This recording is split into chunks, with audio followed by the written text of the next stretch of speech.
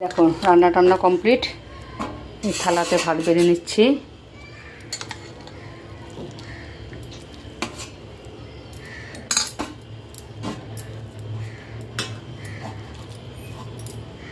নিয়ে নেব এখন চচ্চড়ি, যে চচ্চড়িটা বানিয়েছিলাম। শিম, ছোট মাছ কেটে এই যে এভাবে মাছ দিয়ে চচ্চড়ি বানিয়েছি। টমেটো, বেগুন, মাছ, শিম এগুলো দিয়ে। আর নিয়ে নেব এখন ফলি মাছ দিয়ে ক্যাপসিকাম আর টমেটো।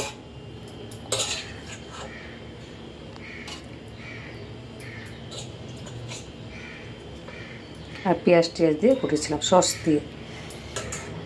নিয়ে নিব মাছের ঝোল। এখন মাছের ঝোল নিয়ে নিব।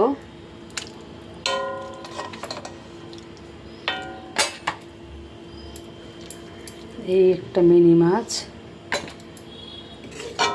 নিয়ে নিলাম। একটা রুই, এতগুলো মাছ খাবো না, দু ধরনের খাবো। এই আলু নিয়ে নিলাম ঝোল।